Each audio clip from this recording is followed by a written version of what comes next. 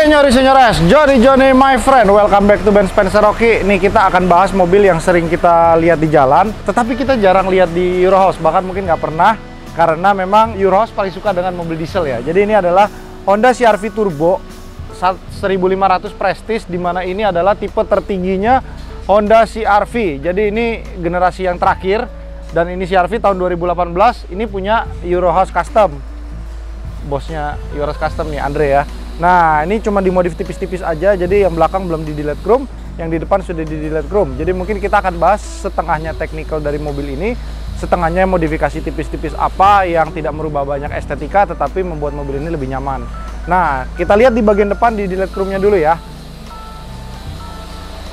Nih John, ini yang harusnya itu dia seperti chrome yang di belakang, ini diganti dengan stiker smoke, sehingga membuat mobil ini tampilannya lebih clean.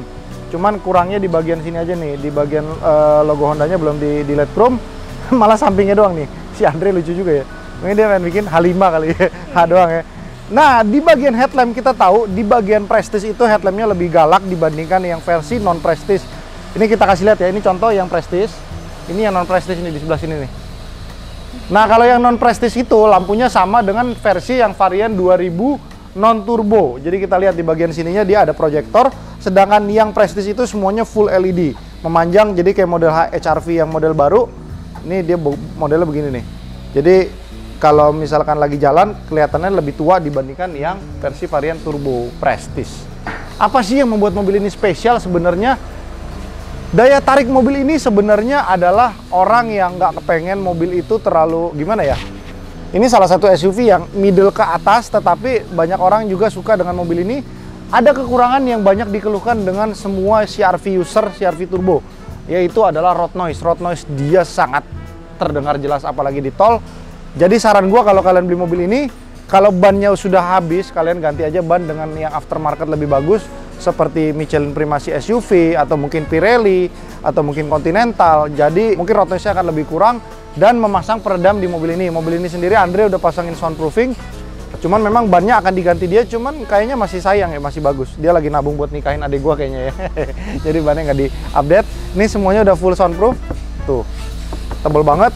Dan audio dia, pada dasarnya audio mobil ini udah enak, cuman ditambahin prosesor dan subwoofer kolong di mobil ini, pasang di Eurohouse Custom, jadi suaranya akan lebih baik dibandingkan biasanya.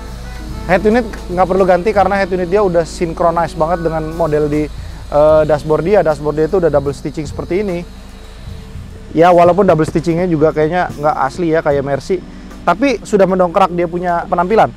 Nah, dia punya wood panel ini bahannya semi doff. Warnanya sih yang gua nggak suka. Kenapa dia nggak bikin warna hitam ya? Hitam mungkin lebih bagus. Terus di bagian jok kita lihat nih, joknya itu kayaknya nyaman didudukin karena dia modelnya semi bucket. Udah gitu tengahnya perforated. Nih kita lihat perforatednya asli nggak nih? Oh asli, perforatednya asli. Jadi kalau kita perjalanan jauh duduknya enak nih om.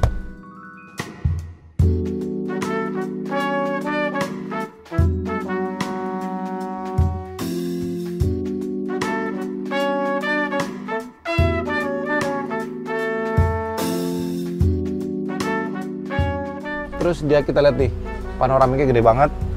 Apa sih yang membuat orang spesial? Gue sebenarnya sih udah pernah bawa mobil ini juga. Menurut gue sih enak nih mobil ini, cuman nggak bisa membuat gue jatuh cinta karena mungkin performanya kali ya kurang ya.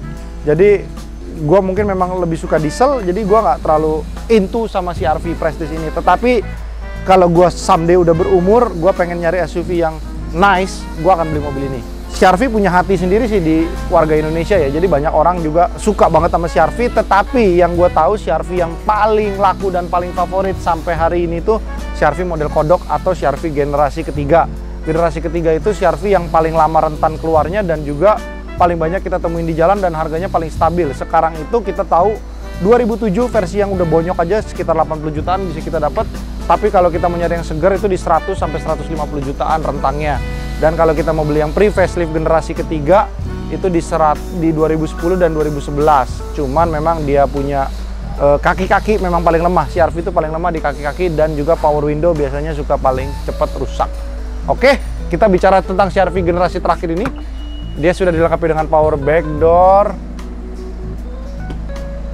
Kok nggak ada pengamannya ya? Terus dia punya model lampu nih, kalau lagi jalan bagus nih, dia punya modelnya begini, looks-nya jadi kelihatannya gaul. Nah, kalau gue seandainya ini mobil gue, apa yang akan gue lakukan? Pasti gue delete chrome lagi, terus ininya gue biarin aja, nggak akan gue smoke.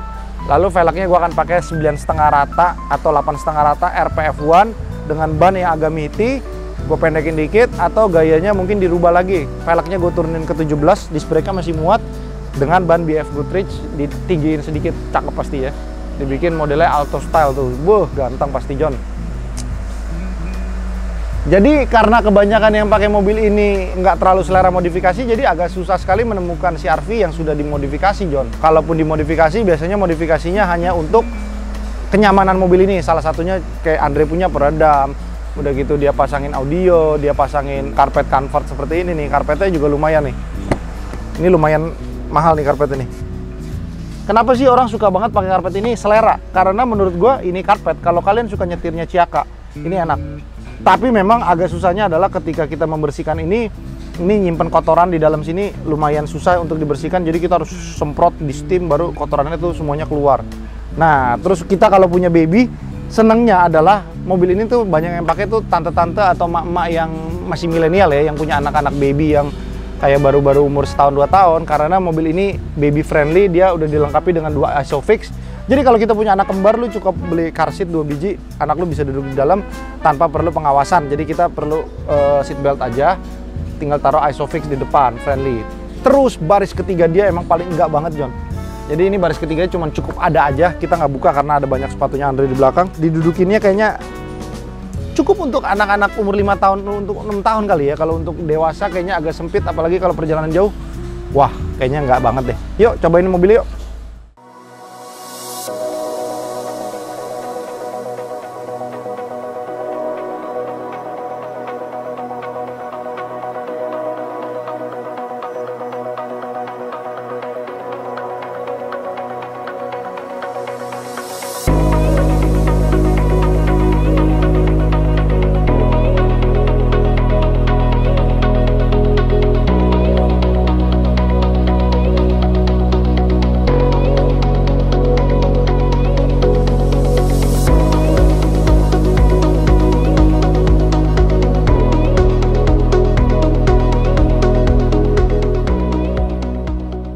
Kita udah di dalam mobil, dengar-dengar katanya Andre kalau ada yang nawar cocok mau dilepas nih. Kalian hubungin Andre aja langsung.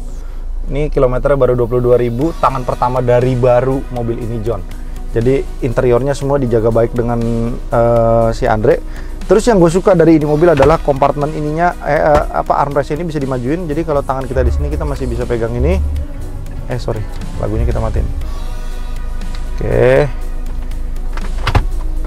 Terus di sini ada kompartemen lagi, jadi kompartemen dia banyak, John.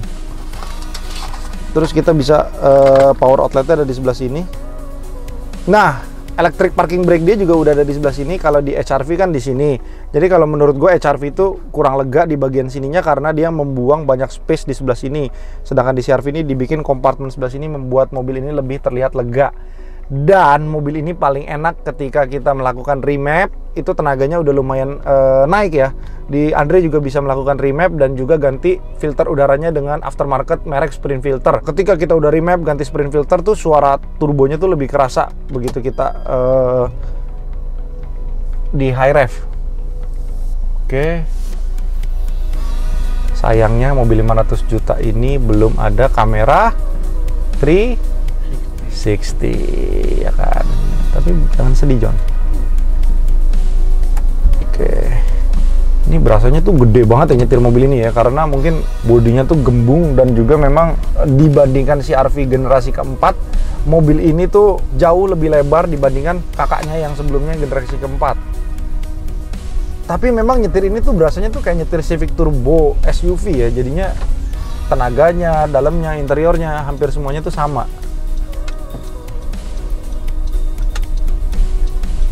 Kita buka yuk. Tuh. Ini yang banyak dicari orang ketika beli CR-V itu ini, Om. Iya, memang orang Indonesia tuh paling seneng dengan yang namanya sunroof atau panoramik. Jadi ketika ada ini ya, mungkin kenapa ya, Om ya? Tapi dulu-dulu kan gue berpikir kan, kepake juga kagak, di Indonesia kan panas. Tapi ketika Eslin udah umur 2 tahun, dia seneng. keluar dari mobil ini sambil kita pegangin gitu kan dia senang aja gitu kan, walaupun cuma sebentar. Ya namanya momen bareng anak kan nggak setiap hari bisa kita nikmatin kan, pasti kan kita setiap hari kerja. Begitu ngeliat anak lo ketawa 5 menit aja tuh udah rasanya tuh hilang semua rasa capek lo, John. Wah. Ya udah ada pedal shift di sebelah sini dan cruise control di sebelah sini. Ini untuk pengaturan audio.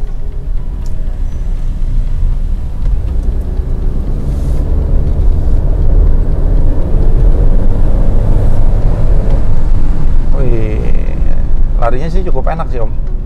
Terus dia model double stitchingnya sampai sini, walaupun ini hiasan, tetapi menambah kesan mewah di mata kita, John. Terus udah gitu dia punya tombol start stop engine-nya juga ada illumination-nya merah. Wah, ya kalau lu nggak demen modifikasi, lu beli mobil ini cukup buat nikmatin kenyamanannya aja, enak, Om ya? Iya. Ya harga jualnya gimana, John? Nah, harga jualnya sendiri, mobil ini cukup stabil sih. CR-V memang dari dulu stabil, cuman memang CR-V yang ini harganya sedikit jatuh pada saat pertama kali beli. Jadi begitu dia udah turun sedikit, ya dia akan stagnan di situ. Jadi bukan berarti kayak Innova yang mepet baru kan, dia turun dulu, ada gap dulu sekitar 10-15% dari harga baru di situ dia pelan-pelan turunnya. Kayak gini, kayak yang 2018 Prestige Turbo aja mungkin sekitar 400, di bawah 4,5 sedikit. Nah, sedangkan barunya aja kan 500 lebih. Berarti kan turunnya nggak terlalu banyak, Om. Tapi dia rentan dari 18, 19, 20-nya tuh paling bedanya cuma 10-20 juta. Jadi membuat orang tuh bingung nih, belinya yang mana nih. Enak gak, Om? Enak sih. Enak, setirnya juga enteng. Kalau kayak kaki lu bilang ringkih gitu gimana, John? Pada dasarnya, gitu ya? Iya, memang Honda tuh hampir semuanya begitu. Tapi orang Indonesia sudah lumrah, sudah memakluminya. For some reason ya, emang ada umurnya kan, semua barang juga ada umurnya dan ada kekurangan dan kelebihan. Tapi menurut gua Honda membuat CR-V ini salah satu produk dia yang sukses di Indonesia. Iya benar. Iya, karena CR-V itu semenjak keluar yang CR-V generasi ketiga sampai sekarang ini orang udah mulai ramai pakai CR-V. Karena memang gaya hidup orang Indonesia tuh suka dengan yang namanya SUV ya. Jadi sedan memang punya market sendiri, tetapi memang mayoritas orang Indonesia tuh lebih suka dengan yang namanya SUV. SUV itu gimana pun nggak takut banjir, nggak takut jalan rusak, ya kan? Walaupun memang kita nggak bisa bicara banjir yang terlalu dalam ya. Ya oke lah kalau banjir setengah betis, lu masih bisa lewat pelan-pelan jalannya. Tapi kalau dulu udah banjir sepinggang ya lu, namanya lu cari mati, John, ya kan? Tahu diri, istilahnya seperti itu. Cuman kan istilahnya kalau lu setengah betis, kalau lu bawa mobil sedan kan lu udah ketar-ketir kan, lu takut mobil lu sampai kenapa-napa kan? Karena bukan takut kenapa-napanya juga, Om. Ketika mobil kita kena banjir, yang pasti kita biaya perbaikannya juga banyak. Nah, yang kedua, harga jual kembalinya mati, ya kan? Makanya orang kebanyakan ya disayang-sayang mobilnya, apalagi kalau udah banjir orang udah pada panik, buru-buru keluarin mobil, cari tempat aman.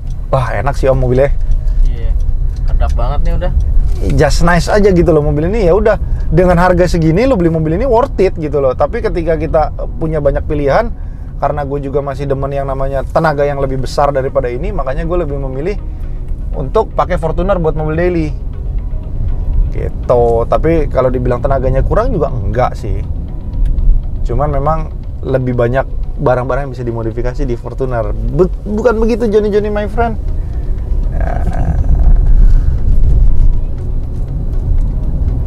Tapi alangkah baiknya gue racunin Andre buat modif nih mobil kali ya, Om. Iya dong. Ganti pelek, ya kan? Dia dari kemarin udah ini, Om, bilang, oh, BFG ganteng ya gini. Udah sayang duit, udah gitu. BFG berapa sih? 20 nyampe nggak? Lebih. Kalau ini mungkin pakai bannya sekitar di 235 atau di 245. Ya kurang lebih 4 juta sampai 6 juta kali ya range-nya ya, tergantung kita mau pakai ring 17 atau 18. Karena nah, BFG sendiri itu keluar 2 versi varian. Ada yang made in Thailand dan made in USA. Kekurangan made in Thailand itu ketika kita beli yang logo BF Gutrice putih itu lebih gampang kecoklatan. Tapi kalau yang Amerika dia lebih kuat warna putihnya. Dan juga pasti material komponnya juga beda ya antara bikinan Thailand sama Amerika. Secara kan kalau di Amerika bilangnya thank you, kalau di Thailand bilangnya apa, Om? Apa aja? Sawadikap. Oh. Sawadikap bukan di halo gitu. Kap kunai.